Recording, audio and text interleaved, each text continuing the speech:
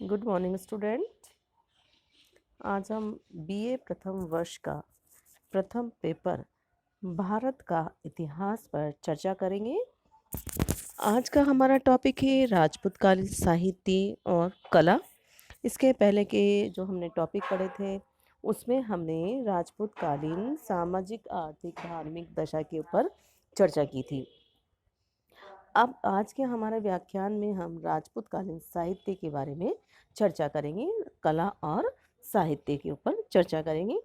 तो इस क्षेत्र में राजपूत युग में साहित्य के क्षेत्र में पर्याप्त उन्नति हुई थी। उस युग में अनेक शासक सुशिक्षित और विद्वान थे। साहित्यकारों कवियों और विद्वानों को उदारतापूर्वक संरक्षण देते थे। राज्यश्री पाकर साहित्यकारों को प्रोत्साहन मिला और इसके फलस्वरूप साहित्य में विभिन्न अंगों पर उत्कृष्ट ग्रंथों की रचना हुई। इस काल में संस्कृत भाषा की प्रधानता रही तथा प्रांतीय भाषा जैसे हिंदी, गुजराती, मराठा, बंगला, तमिल, तेलुगु सभी का इसमें विकास हुआ। तो सबसे पहले जो हम साहित्य देखेंगे वो है ललित साहित्य। इस युग में अनेक काव्यों, नाटक ग्रंथों और कथा साहित्यों की रचना हुई। इस युग में महाकवि भारवी ने कीर्तार्जुन और भट्टी ने भट्टी काव्य की रचना की। माघ का शिशुपाल वध नामक महाकाव्य भी इस काल के संस्कृत साहित्य की उत्कृष्ट रचना है। कश्मीर के प्रसिद्ध विद्वान क्षेमेंद्र ने अनेक ग्रंथों की रचना की, जिनमें व्रत कथा मंजरी, दशावतार चरित्र, कला विलास आदि उल्लेखनीय हैं। संस्कृत के प्रसिद्ध विद्वान श्री हर्ष ने निषद चरित्र संस्कृत साहित्य का ये इसका उच्च कोटि का महाकाव्य है। कश्मीर के कवि मंखक का श्रीकंठ चरित्र भी सुप्रसिद्ध महाकाव्य है। पद्मगुप्त भी एक उच्च कोटि के विद्वान थे, जिनकी रचना नवसंहार चरित्र 11वीं शताब्दी की उत्कृष्ट रचना है। इसी काल का त्रिविक्रम भट्ट का ग्रंथ नल चंपू काफ़ी प्रसिद्ध है। इस युग में कुछ प्रसिद्ध नाटककार भी हुए थे। इन नाटककारों ने संस्कृत साहित्य की सेवाएं की। भवभूति इस युग के प्रसिद्ध नाटककार थे। भवभूति के 3 नाटक उत्तर रामचरित्र, महावीर चरित्र, मालती माधव संस्कृत साहित्य के उत्कृष्ट ग्रंथ है। भट्ट नारायण भी प्रसिद्ध नाटककार थे। इनका सुप्रसिद्ध ग्रंथ वेणी संहार है। अन्य नाटककारों में मुरारी जयदेव और राजशेखर का नाम विशेष रूप से उल्लेखनीय है। इस युग में इतिहास संबंधी ग्रंथ भी लिखे गए। वककपति राज ने प्राकृत भाषा में गोड़ वहु नामक ग्रंथ की रचना की। इसमें कन्नौज के राजा यशोवर्मन की गोड़ विजयों का वर्णन है। कश्मीर के प्रसिद्ध कवि विल्हण ने विक्रम देव चरित्र की रचना की। इसी प्रकार कश्मीर के इतिहासकार कन्नड़ ने राजतरंगिणी नामक ग्रंथ की रचना की, जिनमें कश्मीर का क्रमबद्ध इतिहास मिलता है। इस प्रकार कवि जननायक ने पृथ्वीराज विजय, हेमचंद्र ने कुमारपाल चरित्र नामक ग्रंथ लिखे। बल्लाल की पुस्तक भोज प्रबंध में राजा भोज के चरित्र का वर्णन है। महाकाव्य नाटक के अतिरिक्त कथा साहित्य की भी इस युग में विशेष उन्नति हुई। नारायण पंडित की रचना हितोपदेश उल्लेखनीय है। 11वीं शताब्दी में सोमदेव ने कथा सरित सागर की रचना की। इसी प्रकार बेताल पंच, विशंति सिंहासन, द्वादशीशिका और शुक्त सप्तशती नामक कथा ग्रंथों का निर्माण भी इसी युग में हुआ।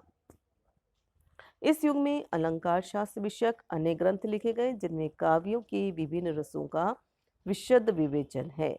आचार्य भमा ने काव्य अलंकार लिखकर अलंकार साहित्य संप्रदाय की अभिवृद्धि की। नेक्स्ट हमारा है दर्शन साहित्य। दर्शन साहित्य इस युग में अनेक दर्शन साहित्य की भी उन्नति हुई थी। ब्राह्मण, बौद्ध, जैन धर्म में जो दार्शनिकों ने उच्च कोटि के ग्रंथों की रचना की। वाचस्पति मिश्र ने न्याय सूची निबंध, जयंत भट्ट ने न्याय मंजरी, उदयनाचार्य ने तात्पर्य परिशुद्धि लक्षणावली, न्याय कुसुमंजलि नामक ग्रंथों की रचना की।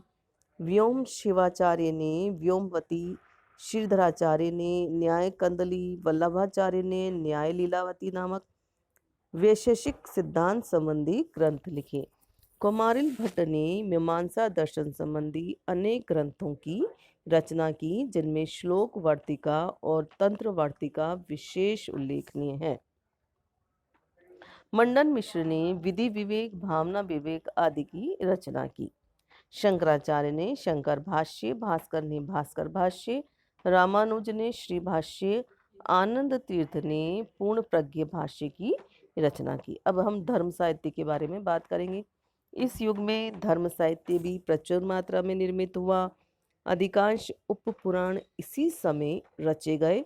पुराणों में भी युग की आवश्यकता अनुसार बहुत सी नई सामग्री जोड़ दी गई। इस समय धर्म ग्रंथों पर अनेक भाष्य लिखे गए। मेधातिथि ने मनुस्मृति तथा विज्ञानेश्वर ने याज्ञवल्क्य की स्मृति की टीका लिखी। विज्ञानेश्वर की मिताक्षरा और जिमतुवाहन का दाय भाग नामक रचना भी इस युग की देन है। विश्वरूप ने याज्ञवल्क्य की स्मृति पर बाल क्रीड़ा नामक टीका लिखी। इसके अतिरिक्त गोविंद राज ने स्मृति मंजरी, अपराक ने याज्ञवल्क्य की स्मृति, अनिरुद्ध ने हरिलता की रचना की। अब उपयोगी साहित्य और व्याकरण और कोश के बारे में हम चर्चा करेंगे। इस युग में अनेक व्याकरण ग्रंथ भी लिखे गए। जयादित्य और वामन ने पाणिनि की अष्टाध्यायी की टीका, कशी का व्रत लिखी। बौद्ध भिक्षु कश्यप ने बालो व बोधन नामक ग्रंथ की रचना की। भर्तृहरि के वाक्य, प्रदीप, महाभाष्य प्रदीपिका और महाभाष्य त्रिपदी नामक व्याकरण ग्रंथ भी इस युग की कृति है। शर्व शर्मा ने व्यातंत्र नामक व्याकरण की रचना की। इसके अतिरिक्त जिनेन्द्र ने व्याकरण तथा शक्टायन ने शक्टायन व्याकरण की रचना की। व्याकरण के अतिरिक्त कोश विषयक अनेक ग्रंथ भी इस युग में लिखे गए। पुरुषोत्तम देव ने त्रिकांड कोश और हीरावली नामक शब्द कोशों की रचना की। तो ये थे उपयोगी साहित्य। अब विज्ञान संबंधी साहित्य। इस युग में गणित, ज्योतिष, आयुर्वेद पर अनेक ग्रंथों की रचना की। भास्कराचार्य ने सिद्धांत शिरोमणि की रचना की, जिसके एक भाग में गणित और दूसरे भाग में ज्योतिष का प्रतिपादन है। इसके अतिरिक्त भोज ने राज मृगांक, शतानंद ने भास्वती और ब्रह्मदेव ने कर्ण प्रकाश नामक ज्योतिष ग्रंथों की रचना की। इस युग में आयुर्वेद पर भी अनेक ग्रंथ लिखे गए। 1060 में चक्रपाणि दत्त ने चरक और सुश्रुत ने प्राचीन ग्रंथों पर टीका लिखी और चिकित्सा सासार संग्रह नामक नए ग्रंथ की रचना की। यद्यपि इस युग में अनेक काव्यों, महाकाव्यों, नाटकों आदि की रचना हुई, परंतु साहित्य और ज्ञान के क्षेत्र में इस काल में भारतीयों ने उस असाधारण प्रतिभा का परिचय नहीं दिया जो प्राचीन काल के विद्वानों ने प्रदर्शित की थी। तो ये तो है हमारे साहित्य। अब हम राजपूत युगीन कला के ऊपर चर्चा करेंगे। राजपूत कालीन कला के ऊपर हम चर्चा करेंगे।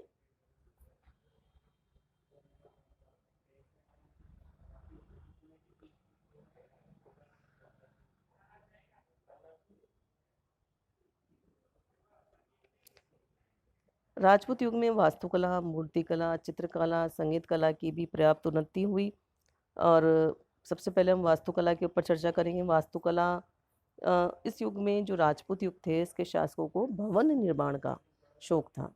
तो मंदिर निर्माण कला तो इस युग में पराकाष्ठा पर पहुंच गई थी।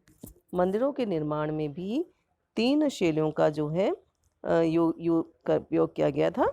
ये 3 शैलियाँ कौन कौन सी हैं? नागढ़ शैली पहली है, नागढ़ शैली। तो ये उत्तर भारत की शैली है, जिसका विस्तार हिमालय से लेकर विंध्य पर्वत तक है। और इस शैली की क्या विशेषता रही? चौकोर गर्भगृह के ऊपर चोटी की ओर तिरछी होती हुई रेखाओं सहित मीनार नुमा शिखर, जिसके शीर्ष पर आम्लक रखा रहता है, जिसके ऊपर त्रिशूल सहित कलश है। ये कौन सी हुई? नागढ़ शैली। इसके मंदिर मध्य प्रदेश, उड़ीसा, राजस्थान और मथुरा में है। मध्य प्रदेश में जो खजुराहो का मंदिर है ना, मंदिर समूह, वो नागढ़ शैली के शिल्प सौंदर्य का नमूना है। खुजराहों की जो मंदिर संख्या है वो 30 है और इनमें से कुछ मंदिर शैव संप्रदाय के हैं, कुछ वैष्णव हैं और कुछ जैन हैं। इनमें सबसे सुंदर और जो विशाल है कंदरिया महादेव का मंदिर है। ये 116 फुट ऊंचा है। इस युग के धर्म में वाम मार्ग और तांत्रिक तत्वों की प्रधानता के कारण इस मंदिर में बहुत सी ऐसी मूर्तियां हैं जिनमें काम शास्त्र को मूर्त रूप प्रदान किया गया है।